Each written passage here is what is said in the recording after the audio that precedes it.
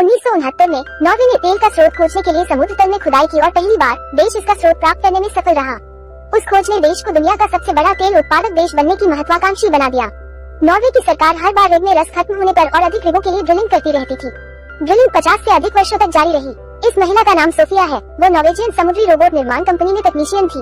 उस सुबह सोफिया स्टियान नाम के अपने बॉयफ्रेंड के घर पर नाश्ता कर रही थी। वो एक विधुर है और उसका एक बेटा है जो एक तेल रिफाइनरी कंपनी में काम करता था। उस दिन काम पर सोफिया और उसके सहकर्मी जिसका नाम आर्थर था ने अपने द्वारा बनाए गए नए रोबोट का परीक्षण किया। काम के बाद सोफिया ने आर्थर को स्टियन के घर पर एक पार्टी के लिए आमंत्रित किया। जब वे पहुंचे तो पार्टी में कुछ अन्य मेहमान भी आए थे, जिनमें से एक रोनी नाम का स्टियन का दोस्त और सहकर्मी था। अगले दिन काम पर सोफिया को उसके मालिक का फोन आया। उसके मालिक ने उसे बताया कि एक रिग था जो अचानक समुद्र के किनारे गिर गया था। उन्होंने सोफिया से अपने नए रोबोट का उपयोग करके ढह गए तेल रिग की तुरंत जांच करने को कहा। सोफिया और आर्थर फिर रिग की ओर दौड़े, लेकिन हेलीकॉप्टर में चढ़ने से पहले विलियम नाम के फील्ड मैनेजर ने सोफिया को एक पत्र पर हस्ताक्षर करने के लिए कहा, जिसमें कहा गया था कि वे रिग या कंपनी के रहस्यों के बारे में किसी भी पार्टी को कुछ भी लीक नहीं करेंगे। स्थान पर पहुंचकर सब कुछ तैयार होने के बाद सोफिया ने तुरंत अपना रोबोट संचालित किया। उधर विलियम और उनकी टीम ने भी हेड ऑफिस से मॉनिटरिंग की। मलबे में उन्हें एक मजदूर की लाश दिखी। हालांकि दुखी होकर सोफिया ने रोबोट को इधर उधर चलाना जारी रखा। आखिरकार वो एक जीवित कर्मचारी को ढूंढने में कामयाब रही, लेकिन जब वे उसे निकालने वाले थे तो अचानक मलबे में गैस रिसाव हुआ और पूरी संरचना उड़ गई। घटना के परिणाम स्वरूप 8 अधिकारियों की मृत्यु हो गई और सोफिया सहित अन्य अधिकारी मामूली रूप से घायल हो गए। उस दोपहर स्टियान सोफिया को अस्पताल लेने आया। क्योंकि वो अभी भी सदमे में थी, सोफिया ने कुछ समय के लिए स्टियन के घर पर रहने की अनुमति मांगी जब तक कि वो बेहतर स्थिति में न हो जाए। उस रात विलियम और उनकी टीम ने उस दिन ढहने वाले रिग का अनुकरण देखा। गणना के अनुसार तेल रिग केवल 3 मिनट से कम समय में ढह गया। अभी हिसाब सुनकर सबके होश उड़ गए। इतनी मजबूत संरचना कुछ ही मिनटों में ढह सकती है। दूसरी ओर जब आर्थर ने रोबोट का वीडियो फुटेज देखा तो वो ये देखकर आश्चर्यचकित रह गया कि समुद्र तल पर एक बहुत बड़ी दरार थी। अगले दिन ऑफिस में जब आर्थर ने सोफिया को वीडियो दिखाया तो वो हैरान रह गई। फिर उसने वीडियो को हार्ड डिस्क पर कॉपी किया और फिर आर्थर को विलियम से मिलने के लिए आमंत्रित किया। सोफिया ने आर्थर से कहा कि जब वो विलियम से अकेले मिलने जा रही थी तो वो कार में इंतजार करे। जब वो विलियम से मिली तो उसने उसे वीडियो दिखाया और कहा कि बड़ी दरार सिर्फ गैस रिसाव के कारण नहीं हो सकती, अवश्य ही कोई बड़ी बात होगी जिसके कारण इतनी बड़ी शुरुआत हुई।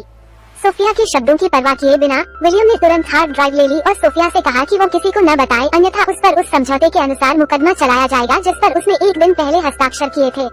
सोफिया के जाने के बाद विलियम ने निवेशकों और राज्य के अधिकारियों के साथ बैठक की। वीडियो दिखाते हुए विलियम ने बताया कि समुद्र तल में बड़ी दरार शायद हिमस्खलन का नतीजा थी। यह कोई सामान्य हिमस्खलन नहीं बल्कि इतिहास का सबसे बड़ा हिमस्खलन था और अगर इसका तुरंत इलाज नहीं किया गया तो ये पर्यावरण के लिए विनाशकारी हो सकता है।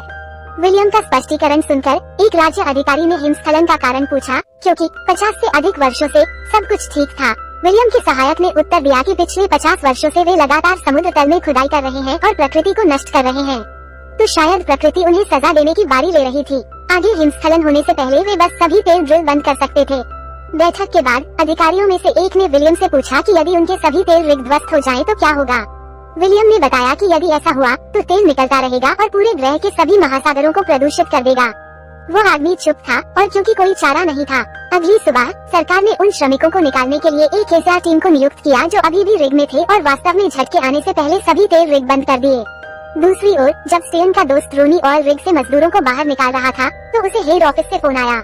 प्रधान कार्यालय ने उन्हें सूचित किया कि उनके वर्तमान स्थान पर सिस्टम अचानक खराब हो गया था, इसलिए उन्हें तेल ड्रिल को मैन्युअल रूप से बंद करना पड़ा।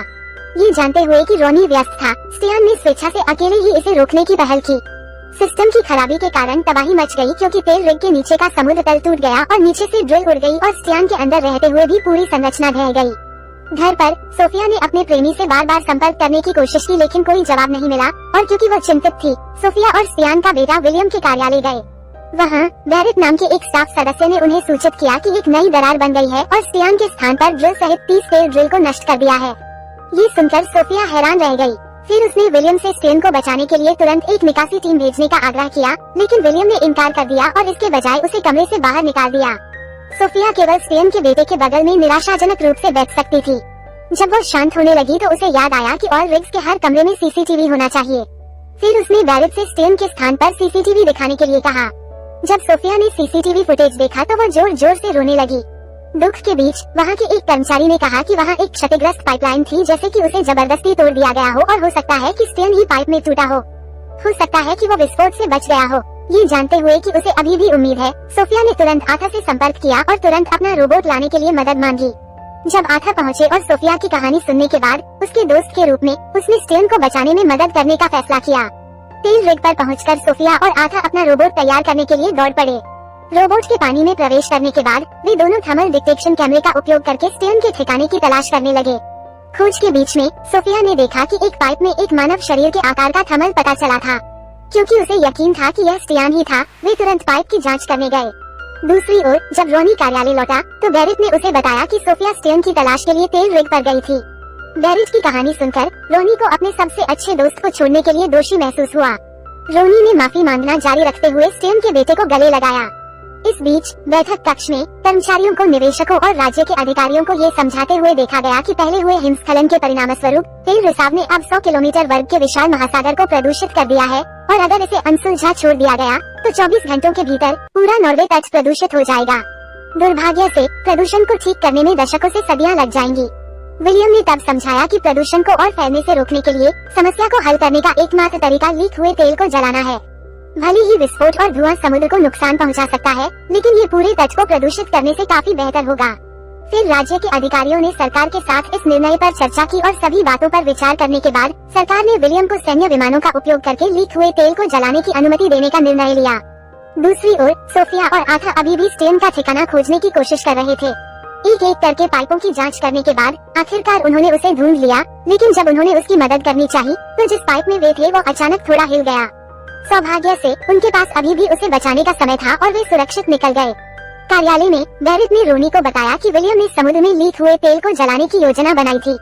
ये सुनकर रोनी जल्दी से विलियम को रोकने के लिए बैठक कक्ष में गया, लेकिन जैसे ही रोनी वहाँ पहुँचा, इससे पहले कि वो कुछ बोल पाता, सैन्य विमानों को अपनी मिसाइलें लॉन्च करते देखा गया। इस बीच तेल रिग पर सोफिया, आथा और स्टियान, जिन्होंने विस्फोट देखा, ने तुरंत विलियम से संपर्क किया। फोन पर स्टियान ने विलियम से तुरंत एक निकासी टीम भेजने के लिए कहा, लेकिन क्योंकि आग बहुत तेजी से फैली, निकासी टीम समय पर वहां नहीं पहुंच पाएगी और बड़े दुख के साथ विलियम ने कहा कि उन तीनों को पहले से ही इस घटना से बचने की कोई उम्मीद नहीं थी। विलियम की बातें सुनकर स्टियान सचमुच निराश हो गया। घबराहट के बीच सोफिया को अचानक याद आया कि पहले उसने रिग पर एक अग्निरोधक निकासी पनडुब्बी देखी थी, लेकिन क्योंकि पनडुब्बी का उपयोग करने से पहले उसे पानी से भरना पड़ता था, वे तीनों होश की तलाश में अलग हो गए। सब कुछ तैयार होने के बाद और जब सोफिया ने पनडुब्बी को नीचे उतारने के लिए लीवर खींचा तो दुर्भाग्य से लीवर ने काम नहीं किया। जब जांच की गई तो पता चला कि आथा लीवर को बाहर खींचना भूल गया था। स्टियान ने कहा कि क्योंकि उन्होंने पनडुब्बी के अंदर लीवर खींच लिया था, पनडुब्बी को अंदर से पकड़ने वाली चेन खुल गई थी और अगर आथा ने बाहर जाकर लीवर को बाहर खींचने का फैसला किया तो जैसे ही लीवर खींचा गया, पनडुब्बी तुरंत पानी में गिर जाएगी और उसे पीछे छोड़ देगी। आथा अब अंदर नहीं जा पाएगा। स्पष्टीकरण सुनकर क्योंकि उसके पास अधिक समय नहीं था, आथा ने खुद का बलिदान देने का फैसला किया। स्टियान ने आथा को रोकने की कोशिश की, लेकिन तब तक बहुत देर हो चुकी थी। पनडुब्बी पानी में गिर गई और टक्कर से वो उड़ गया और उसके सिर में चोट लगी, जिससे वो बेहोश हो गया। पनडुब्बी के अंदर सोफिया ने स्टियान को जगाने की कोशिश की, जो बेहोश हो गया है। केवल वही जानता था कि अपनी पनडुब्बी कैसे चलानी है। अगर पनडुब्बी की मशीन तुरंत सक्रिय नहीं की गई तो वे दोनों डूब जाएंगे। जब पानी केबिन में रिसने लगा तो सोफिया घबरा गई और उसने खुद मशीन चालू करने के कई तरीके आजमाए, लेकिन दुर्भाग्य से उसके प्रयास व्यर्थ रहे। उस क्षण सोफिया ने हार मान ली थी। सौभाग्य से इसके तुरंत बाद स्टियान जाग गया। फिर उन्होंने सोफिया को निर्देश दिया कि मशीन को कैसे चालू किया जाए। मशीन चालू होने के बाद धीरे धीरे जहाज समुद्र तल तक ऊपर उठने लगा। अगली सुबह कार्यालय में रोनी स्टियान के बेटे के पास गया, जो गहरी नींद में सो रहा था। छोटे लड़के का मासूम चेहरा देखकर वो स्टियान की मौत के बारे में बता नहीं सका। इसी दुविधा के बीच रोनी का सेल फोन बजा। जब उसने उसे उठाया तो उसे आश्चर्य हुआ कि स्टियान बच गया। रोनी ने खुशी से कहा कि वो तुरंत एक निकासी टीम भेजेंगे। इसके बाद उन्होंने अपना सेल फोन स्टियान के बेटे को दे दिया। फोन पर जब स्टियान ने अपने बेटे की आवाज सुनी तो उसके दिल को बहुत राहत मिली। Thanks for watching.